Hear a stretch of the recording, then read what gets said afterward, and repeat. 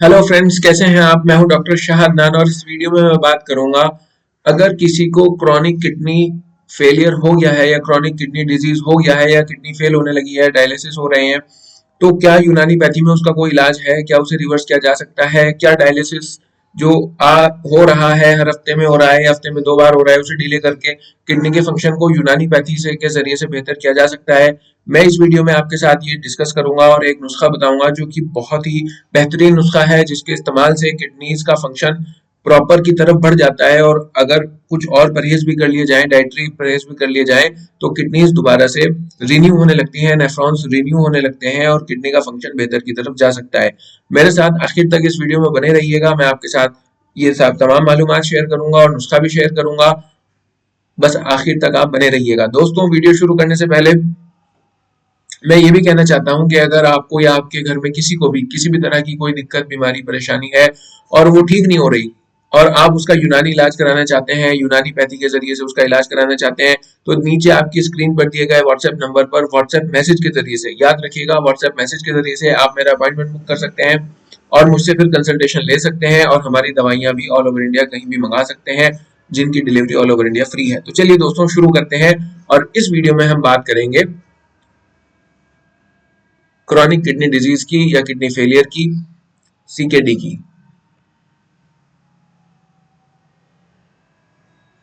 देखिए, यूनानी पैथी के ताल्लुक से अगर हम बात करें, सीकेडी क्रॉनिक किडनी डिजीज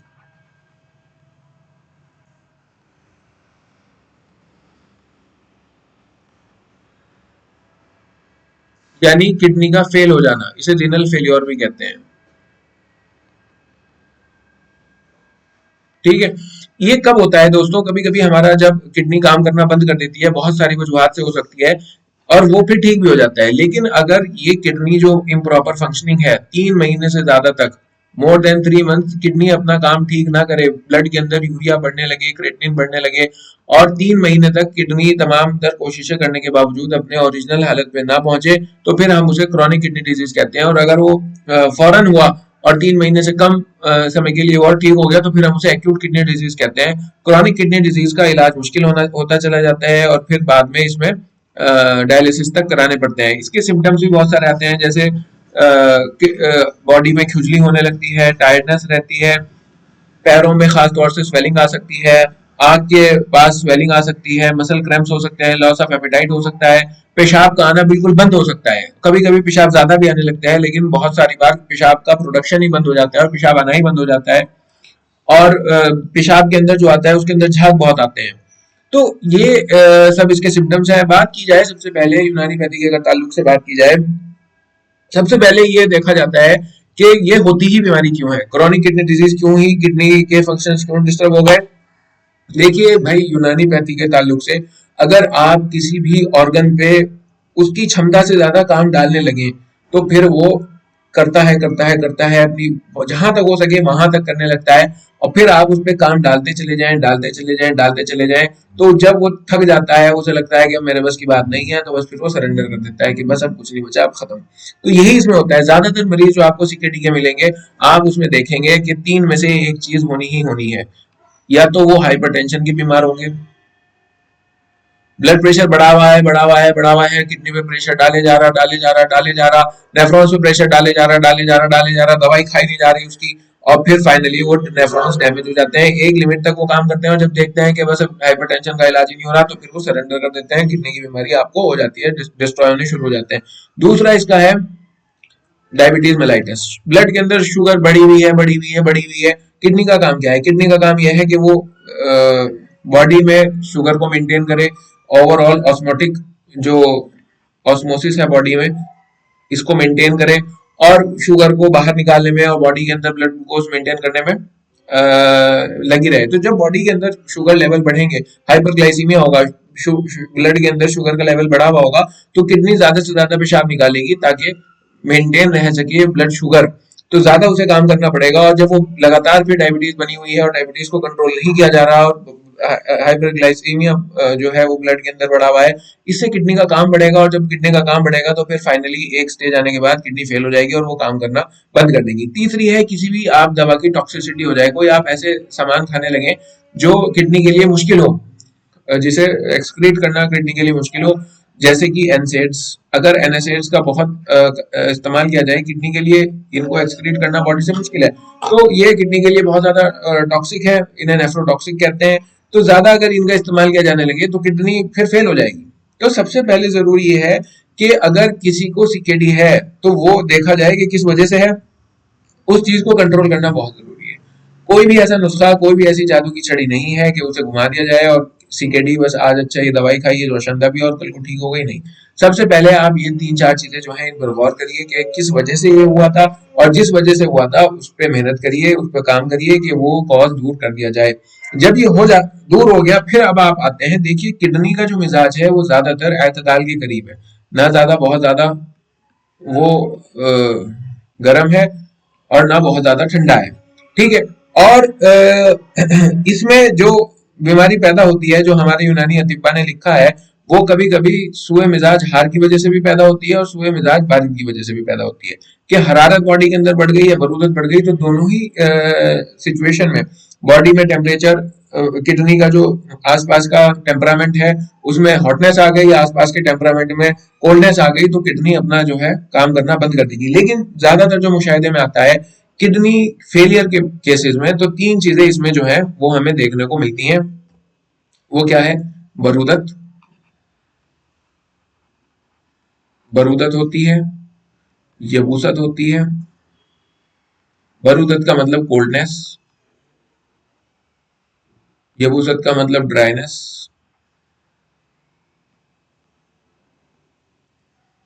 और तीसरा इसके अंदर एट्रोफी हो जाती है, मतलब किडनी का साइज कम हो जाता है या फाइब्रोसिस हो जाता है, सख्ती भी आ जाती है इसके अंदर, ठीक है। तो अब हम जब इसका उसूल इलाज देखेंगे यूनानी के अंदर, तो सबसे पहले हम उसका कॉज दूर करेंगे, जिस वजह से किडनी पे प्रेशर आ रहा है, जिस वजह से किडनी को ज्यादा काम करना पड़ा, सबसे पहले उसे दूर करिए और ये बात इंश्योर करिए कि वो मुस्तकिल तौर पर दूर रहे। आप अगर किसी को ब्लड प्रेशर है और शुगर है, तो जरूरी नहीं है कि आप हर वक्त यूनानी का ही सहारा लें, वहां पर आप एलोपैथिक दवाइयों की मदद से उसके ब्लड प्रेशर और शुगर कंट्रोल करवा सकते हैं। तो ये काम एलोपैथिक दवाइयों का रहा। लेकिन किडनी को, नेफ्रॉन्स को रिन्यू करना, उनको दोबारा से स्टार्टअप करना, ये यूनानी दवाइयां ही कर पाएंगी, ये एलोपैथिक डॉक्टरों के बस की बात नहीं है। ये यूनानी आयुर्वेदिक नुस्खे और इस तरह की दवाइयां ही इसमें ठीक करेंगी। तो पता ये लगा कि जब किसी को सीकेडी होता है, क्रोनिक किडनी डिजीज होती है और किडनी फेल होती है, तो किडनी का जो मिजाज होता है वो कोल्डनेस और ड्राइनेस की तरफ चला जाता है। तो अब हमें ऐसी दवाइयां देनी है जो किडनी पर असर करें, और किडनी पर असर करने के बाद वहां पर किडनी के टेम्परामेंट में उन्हें हॉटनेस यानी हरारत और रतूबत, ये चीजें पैदा करनी है। यानी हॉटनेस और रतूबत को कह दीजिए आप, ड्राइनेस का अपोजिट लिक्विडिटी कह दीजिए या वेटनेस कह दीजिए, जो भी समझे, रतूबत को किसी भी तरह ट्रांसलेट करना चाहें। तो ऐसी दवाइयां ढूंढनी है, ऐसी चीजें ढूंढनी है, ऐसे ऐसे यूनानी ड्रग्स ढूंढने हैं, ऐसे ग्लैंड्स के हमें चीजें ढूंढनी है जिनके अंदर हरारत भी हो और रतूबत भी हो। और हमारे अतिब्बा ने इस तरह की दवाइयां पहले तजवीज की हैं, जिसकी मदद से हम जो है ये हरारत और रतूबत पहुंचा सकते हैं, और जो किडनी के लिए बहुत ज्यादा फायदेमंद है। और ज्यादातर जो तुखमियात होते हैं, तुखमियात है, जो तुखम है, वो उनके अंदर हरारत और रतूबत दोनों पाई जाती हैं। उनका मिजाज हर रतब होता है, जैसे तुखम खरबूजा, तुखम पपीता, इनके मगज भी आप निकाल के इस्तेमाल कर सकते हैं। तुखम कद्दू, तुखम ककड़ी, ये सारे के सारे हार रतब हैं। और चार मगज जो खाए जाते हैं, जो डायबिटीज के मरीज हैं खासतौर से, मैं उन्हें ये हमेशा एडवाइस करता हूँ कि आप अपनी डाइट में, अगर आपको किडनी की प्रॉब्लम नहीं भी है, तब भी आप चारों मगज का पाउडर या उसका अजवैनी बनाकर या जिस भी तरह आप चाहें, तो चारों मगज का इस्तेमाल आप जरूर करें। चारों मगज बहुत फायदेमंद है किडनी के लिए। और अगर ये एक बार बीमारी हो गई, तब भी हम इसमें मगजियात से इलाज करते हैं, क्योंकि मगजियात के अंदर या तुखमियात के अंदर, तुखम के अंदर ही मगज होता है। ये हरारत और रतूबत दोनों के दोनों पाई जाती हैं। तो इसका मैं नुस्खा आपको भी लिखवा दूंगा। इनका मिजाज होता है हार रतब, ठीक है। ये नुस्खा मैं आपको लिखवा दूंगा। इसके अलावा देखिए, जो एट्रोफी हो गई, जो उसके अंदर फाइब्रोसिस हो गई, सख्ती आ गई, तो इसके लिए दो तदबीरें मैं आपको बता रहा हूं जो आपको करनी चाहिए। नंबर एक, बॉडी में एक टब में पानी गर्म करवाइए। टब में पानी गर्म करवाने के बाद पानी इतना गर्म हो कि उसमें आसानी से भी बैठा ना जा सके और इतना गर्म भी ना हो कि वो जला दे, मतलब दरमियाना पानी होना चाहिए। ऐसा भी गर्म ना हो कि जैसे ही मरीज उसके अंदर बैठे तो वो जल जाए, और इतना ठंडा भी ना हो कि आराम से बैठ जाए। अच्छा खासा गर्म पानी होना चाहिए, और उसमें सीने से लेकर नीचे तक, इससे लेके पूरा नीचे का हिस्सा भीगे, इस तरह से कम दिन में 15-15 मिनट बाद 2 बार बिठवाइए, 15-15 मिनट बाद 2 बार बिठवाइए, ताकि किडनीज जो है वो उस तरह के पानी में चली जाए, और ऊपर से फिर उनके ऊपर जो पानी का, गर्म पानी का मिजाज है, गर्म पानी के मिजाज में समझ लीजिए आप, एक बहुत ही आम भाषा में मैं आपको समझाऊं कि अगर कोई चीज सुकड़ गई है, कोई चीज में सख्ती आ गई है, सलाबत आ गई है, एट्रोफी हो गई है, फाइब्रोसिस हो गई है, तो आप क्या करेंगे? उसको, सख्ती को दूर करने के लिए उसे गर्म पानी में डालेंगे। इसी तरह से किडनी भी है। तो छाती से नीचे, चेस्ट से नीचे वाला जो एरिया है, टांगों समेत आप मरीज को उस पानी में बिठा दीजिएगा। इसका टेम्परेचर 35 से 40 डिग्री सेल्सियस होना चाहिए, और 15-15 मिनट इसमें 2 बार बिठवाएं। दूसरा आपको ये करना है कि अब किडनी ने जो अपना काम करना बंद कर दिया, किडनी ने जो अपना काम करना बंद कर दिया, तो बॉडी के अंदर यूरिया और तमाम इस तरह के इलेक्ट्रोलाइट इम्बैलेंस हो जाएगा। और उसको दूर करने के लिए क्या करना है? बॉडी से हमें पसीना बाहर निकलवाना है, और इसके लिए सबसे अच्छा तरीका जो है वो है हम्माम। इसे कहते हैं स्टीम बाथ। इसके इस तरह के इंस्ट्रूमेंट्स भी, इस तरह की मशीनें मार्केट के अंदर अवेलेबल हैं। आप उसको जो है फ्लिपकार्ट या अमेजन से भी मंगवा सकते हैं, अपने घर पे इस्तेमाल कर सकते हैं। वरना आप अगर चाहें तो हमारे क्लिनिक पर आ सकते हैं, और हमारे क्लिनिक पर भी इस तरह के इलाज जो है मरीजों को भर्ती करके किए जाते हैं, और फिर उनकी पूरी डाइट और फिर उनका पूरा का पूरा दवाइयाँ सब वहीं पर ही रहती हैं। तो हमाम भी आप करवा सकते हैं अपने घर पे। हमाम के अंदर क्या होता है, वो एक तरह का बॉक्स होता है, उसके अंदर भाप एक पाइप के जरिए से डाल दी जाती है, और पूरे बॉडी में वो फैल जाती है। अंदर बॉडी होती है, बॉक्स के अंदर वो पूरी फैल जाती है, और उसकी वजह से जो स्किन के पोर्स हैं वो खुल जाते हैं गर्माहट की वजह से उस भाप की, और पसीना बाहर आता है। जब पसीना बाहर आता है तो पसीने के साथ वो तमाम चीजें जो किडनी को साफ करनी थी, बॉडी के अंदर एक्यूमुलेट हो गई थी, वो चीजें भी पसीने के साथ बाहर आ जाती हैं। तो ये दो चीजें भी आपको करनी पड़ेंगी। प्लस डाइटरी रिस्ट्रिक्शंस आपको क्या रखने हैं, डाइटरी रिस्ट्रिक्शंस के लिए मैं एक वीडियो अलग से बनाऊंगा, वो इस वीडियो का मैं कवर नहीं करेंगे। अगली वीडियो इंशाल्लाह मैं डाइटरी रिस्ट्रिक्शंस की बनाऊंगा कि आपको किस तरह से इलेक्ट्रोलाइट का वो बैलेंस में लाना है, क्या डाइट लेनी है, कितनी कितनी लेनी है, कैसे लेनी है, वो नेक्स्ट वीडियो में बताऊंगा। फिलहाल ये सब मैंने आपको बताने के बाद मैं आपके साथ एक नुस्खा शेयर कर रहा हूँ, और ये नुस्खा आप किडनी के मरीजों के लिए बहुत फायदेमंद है, बेहतर है, इसका इस्तेमाल कर सकते हैं। नंबर 1 पे अगर इस नुस्खे की बात की जाए, यहाँ लिख दूं, हुआ शाफी। अल्लाह ही यकीनन शिफा देने वाला है, और हमारा काम सिर्फ और सिर्फ अपनी समझ बूझ से, अपने इल्म के मुताबिक अच्छा इलाज करना है। शिफा सिर्फ और सिर्फ अल्लाह की दात देती है। तुखम कासनी, तुखम मैंने बताया था, देखिए तुखम और मगज, इनका जो मिजाज है वो हार रतब है, तो ज्यादातर यही चीजें इस्तेमाल होती हैं। तुखम ककड़ी, मैंने खुद कई मरीजों पर ये उसका इस्तेमाल करवाया है, और इसके पॉजिटिव रिजल्ट मुझे मिले हैं। तुखम खीरा, मेरा ये पेटेंट नुस्खा है। एक हकीम थे हमारे वहां पर, उन्होंने मुझे दिया था, और फिर मैंने इस पे स्टडी किया और इसे इस्तेमाल कराया। ये बहुत ही बेहतर है नुस्खा। तुखम खरबूजा, बादियान, बादियान सौंफ को कहते हैं। किशनीज, धनिए को कहते हैं। गोखरू, इन सब दवाइयों को 2-2 ग्राम लेना है। कितना? 2 ग्राम। फिर 8वें नंबर पे आता है मको, मको। 9वें नंबर पे आता है शहतरा। 10वें नंबर पे आता है बेख कासनी। बेख कहते हैं जड़ को, कासनी की जड़। बेख बादियान, सौंफ की जड़।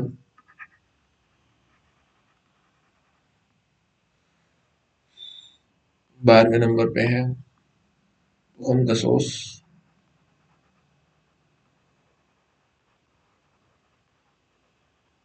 और 13वें नंबर पे है पोस्ट बेख तरफस।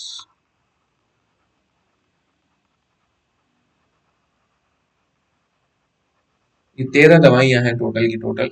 मको से लेके सब 3 ग्राम आपको एक बार में लेनी है।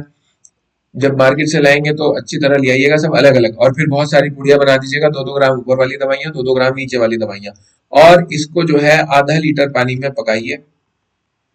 आधा लीटर पानी में पका के जब ये पानी हल्की आंच पर ये सारे डाल दीजिए, जोशंदे की शक्ल में आधा लीटर पानी लीजिए, और ये सारा डाल दीजिए। और जब वो आधा लीटर पानी 250 ml बचे तो उसे अच्छी तरह से निचोड़ कर उसमें किसी भी सूती कपड़े में निचोड़ दीजिएगा, और वो जो 250 ml पानी बचेगा आपका पकने के बाद, तो उसका इस्तेमाल आप करिए सुबह शाम। सुबह को भी अलग से उबालना है और शाम को भी अलग से उबालना है।